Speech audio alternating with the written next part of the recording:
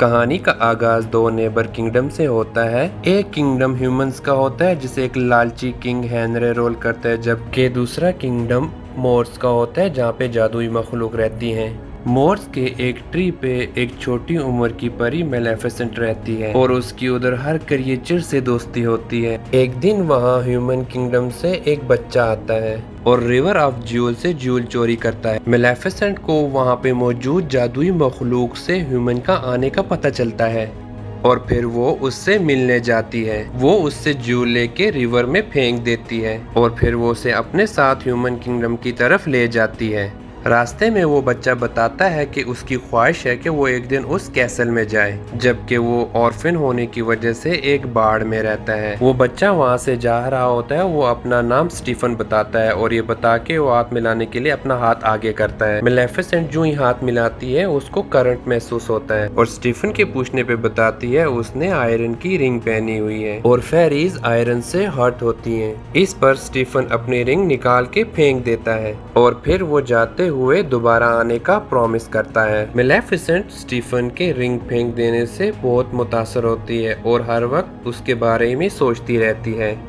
कुछ हफ्तों बाद स्टीफन दोबारा मिलने के लिए आता है और फिर वो बार बार आता ही रहता है। वक्त के साथ साथ उनकी दोस्ती प्यार में बदल जाती है और मेलेफिसेंट की 16 बर्थडे पर स्टीफन उसको ट्रू लव किस देता है। उसके बाद वो काफी अरसा से मोर्स नहीं आता, जबकि मेलेफिसेंट इधर बड़ी होके एक पावरफुल फेरी बन के पूरे मोर्स की हिफाजत करती है। इसी तरह एक दिन लालची किंग हेनरी पावरफुल क्रिएचर का सुन के उस पर कब्जा करने के लिए अपनी आर्मी लेके आता है। मेलेफिसेंट दूर से आर्मी को देख के उनके पास जाती है और उनको वापस जाने का कहती है। हेनरी उसका मजाक उड़ाते हुए अपनी आर्मी को उस पे अटैक करने को कहता है, तो मेलेफिसेंट ट्री क्रिएचर्स को बुला लेती है और वो आर्मी से लड़ने लगते हैं और मेलेफिसेंट हेनरी के पास जाती है, लेकिन वो उसे आयरन लगा के जख्मी कर देता है और अपनी आर्मी के साथ कैसल वापस भाग जाता है। और फिर उसके बाद कैसल में किंग हेनरी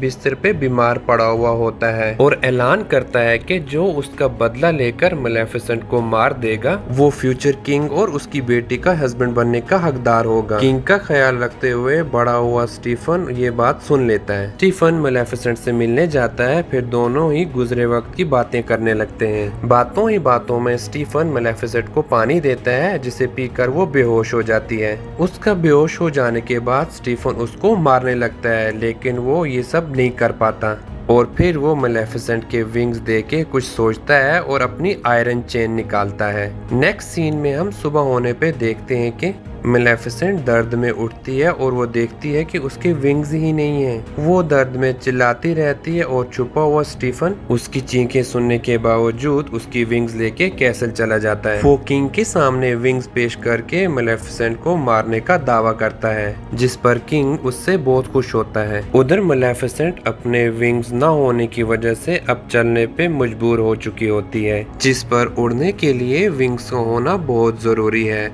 और स्टीफन के धोखे विंग्स का न होने की वजह से वो अभी भी सदमे में होती है। एक दिन यूं ही चलते हुए उसको एक शिकारी एक कौवे का शिकार करते हुए नजर आता है और वो कौवे को अपने मैजिक से इंसान में बदल देती है, जिसे देख के शिकारी भाग जाता है। वो क्रो अपना नाम डेविल बताता है और इसकी जान बचाने की वजह से वो मेलेफिसेंट का खादिम बन जाता है। मेलेफिसेंट उसे ह्यूमन किंगडम खबर लेने भेजती है, तो वो वापस आकर बताता है स्टीफन किंग की बेटी से शादी करके किंग बन गया है। ये सुन के मेलेफिसेंट दिल बर्दाश्त होके मोर्स को डार्क किंगडम में बदल देती है और उस पर रोल करने लगती है।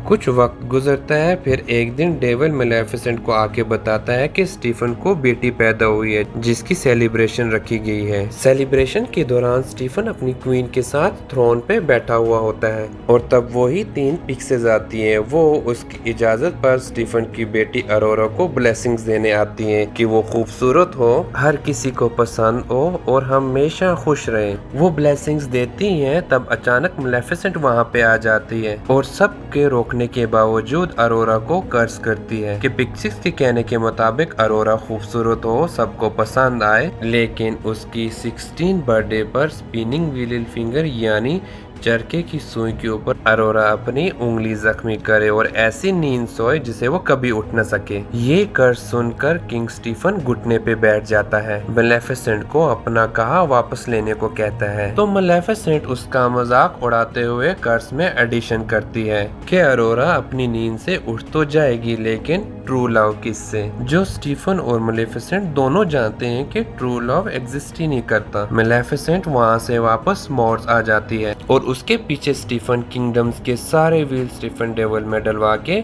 उसके ऊपर हमला करने के लिए भेजता है। लेकिन मेलेफिसेंट मॉर्स के गिर्द रांचेस से दीवार बनाती है ताकि कभी भी कोई इंसान वहाँ पे ना आ सके। और जबकि अरोरा को सेव रखने के लिए स्टीफन उसको पिक्सीज के साथ उसकी 16 बर्थडे तक छुपाए रखने का कह के फॉरेस्ट के एक कॉटेज में भेज देता है। पिक्सीज अच्छे होने के लिए ह्यूमन फॉर्म में तो आ जाती हैं, लेकिन उन्हें इसका ख्याल रखने का कुछ भी पता नहीं होता और डेविल कॉटेज ढूंढकर मेलेफिसेंट को वहाँ पे लेके जाता है। और मेलेफिसेंट को अरोरा पसंद नहीं आती और वो फॉरेस्ट में आते उसकी भूख से रोती हुई आवाज से भी चिढ़ती रहती है। डेविल ही उसकी भूख पूरी करके उसे सुला देता है। मेलेफिसेंट और डेविल अरोरा का उसके बचपन से बड़े होने तक उस पे नजर रखते हैं और उसका ख्याल रखते हैं। और इसी तरह अरोरा बचपन में मेलेफिसेंट से एक बार मिलती भी है और दूसरी तरफ स्टीफन मेलेफिसेंट के विंग से अकेले में बातें करता है और फिर अपनी आर्मी को बार बार मेलेफिसेंट की बनाई हुई वॉल गिराने के लिए भेजता रहता है। और इस सब में वो अपनी बीवी को भूल जाता है जो मर जाती है।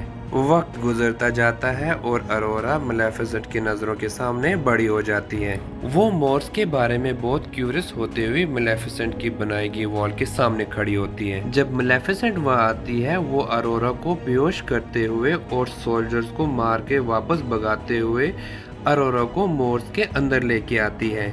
और अरोरा जब जागती है वो मेलेफिसेंट को बताती है कि उसे पता है वो उसकी गॉड मदर है क्योंकि वो उसकी बचपन से ही देखभाल करती है। उसके बाद अरोरा अक्सर ही मॉर्स में दिखाई देती है और उसकी मॉर्स के सब क्रिएचर से दोस्ती हो जाती है।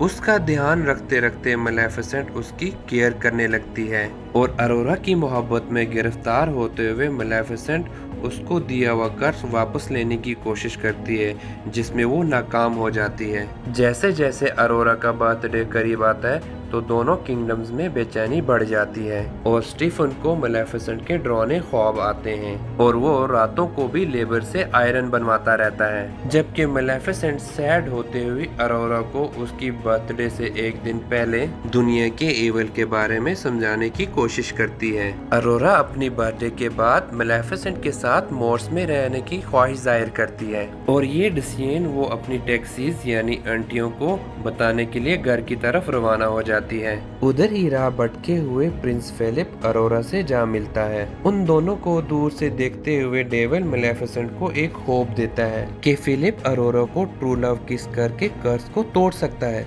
इस पर मेलेफिसेंट कहती है कि ये कर्ज उसने इसीलिए तो दिया था कि इस पे ट्रू लव एग्जिस्ट ही नहीं करता। सीन्स अरोरा पर शिफ्ट होते हैं जो कि अरोरा कॉटेज में आ जाती है और वो कॉटेज में आके पिक्सीज को अपने जाने का बताती है। उधर पिक्सीज अरोरा को सारी स्टोरीज बताती हैं। अरोरा भागते हुए मेलेफिसेंट के पास आती है और उससे अपने कर्ज के बारे में पूछती है और मेलेफिसेंट से नाराज होते हुए बात सुने बगैर घोड़े पे बैठ के कैसल की तरफ चली जाती है। जबकि मेलेफिसेंट डेविल को फिलिप को लाने को कहती है। नेक्स्ट सीन में अरोरा कैसल जाके स्टीफन से मिलती है। स्टीफन अरोरा के पहले ही आ जाने पर गुस्सा करता है और उसे सेव रखने के लिए उसको उसके रूम में बंद कर देता है। खुद वो मेलेफिसेंट को पकड़ने की प्लानिंग करने में लग जाता है। अरोरा अपने रूम में बंद डोर को नॉक करती है और जैसे ही मेड दरवाजा खोलती है तो अरोरा कुछ आवाजों को फॉलो करते हुए कैसल के बेसमेंट में आ जाती है जहां वो मैजिक से बने हुए स्पिनिंग व्हील की सुई पर अपनी उंगली रखती है और उंगली रखते ही कर्ज के मुताबिक सो जाती है। दूसरी जानब हम देखते हैं कि हॉर्स बने डेविल पर सवार मेलेफिसेंट को कर्ज पूरा होने का पता चल जाता है जब वो फिलिप को कैसल ला रही होती है। वो कैसल पहुंचती है। डेविल आयरन ट्रैप देख के उसको अंदर जाने से मना करता है लेकिन मेलेफिसेंट ट्रैप पार करते हुए फिलिप को अंदर लेके जाती है। अरोरा के रूम में मौजूद टैक्सीज फिलिप को अरोरा को ट्रू लव किस करने को कहते हैं। फिलिप उनकी बात मानते हुए अरोरा को किस करता है, लेकिन अरोरा जागती नहीं है। टैक्सीज उसे लेकर रूम से बाहर जाती हैं। तो मलेफिसेंट आंखों में आंसू लिए उससे माफी मांगते हुए उसके माथे के ऊपर किस करती है। और इधर आ जाता है कहानी में ट्विस्ट। हम देखते हैं कि मलेफिसेंट के ट्रू मदर लव की वजह से अरोरा जाग जाती है। वो एक दूसरे को देख के खुश होते हैं। और जबकि कैसल के दूसरी तरफ स्टीफन को मलेफिसेंट का कैसल के अंदर मौजूद होने का बताया जाता है। मलेफिसेंट अरोरा को मोर्स वापस ले जाने के लिए जो ही कैसल के हाल में पहुंचती है तो उस पर आयरन चेन फेंककर उसे कमजोर कर दिया जाता है। अरोरा को गार्ड्स आगे बढ़ने ही नहीं देते और अपने बचाव के लिए मलेफिसेंट डेविल को ड्रैगन बना देती है। डेविल सोल्जर्स को हटाकर मलेफिसेंट के ऊपर चेन्स को हटा देता है, लेकिन गार्ड्स उसे पकड़ लेते हैं और मलेफिसेंट को आयरन शील्ड्स के गिर्द घेर लेते हैं। मलेफिसेंट ड्रैगन की आग से कैसल को तबाह होते देखकर अरोरा को भाग जाने का कहती है और फिर उसके जाते ही आयरन आयमन में स्टीफन मलेफिसेंट की तरफ आता है। वो आयरन चेन से उसे दूर फेंक के मारने ही लगता है कि अरोरा के थ्रू केज से आजाद करदा मलेफिसेंट के विंग्स उससे अटैच हो जाते हैं और मलेफिसेंट फिर से पावरफुल हो जाती है। वो सोल्जर्स को गिराते डेविल्स को आजाद करवा देती है और अपने पाँव पे लगी स्टीफन की चेन से उसे घसीटती हुई कैसल की विंडो से बाहर लेके आती है। वो कैसल की छत पर स्टीफन को लेके आती है और अपनी चेन उतारने के बाद उसको मारने लगती है, लेकिन उसकी हिम्मत नहीं हो पाती। वो वापस जाने के लिए मुड़ती है कि स्टीफन उसके ऊपर हमला करते हुए दोनों नीचे आ जाते हैं। मलेफिसेंट अपने विंग्स खोलते हुए हवा में रह जाते हैं और जबकि स्टीफन नीचे गिर के मर जाता है। मूवी के लास्ट सीन में हम देखते हैं कि मलेफिसेंट मोर्स के गिर्द वॉल्स को खत्म कर देती है। मोर्स को उसकी असल हालत पर लाते हुए अरोरा को ह्यूमन किंगडम और मोर्स की यूनिफाइड क्वीन बनाती है। तो मॉरल ऑफ द स्टोरी ये है कि ट्रू लव लाजमी नहीं है कि लड़का लड़की ही हो, बल्कि ट्रू लव पेरेंट्स फ्रेंड्स सबका ही हो सकता है। इस तरह की वीडियोस के लिए प्लीज़ मेरे चैनल को सब्सक्राइब करें और बेल का आइकन दबाएं ताकि आपके पास नोटिफिकेशन आता रहेगा। Thank you.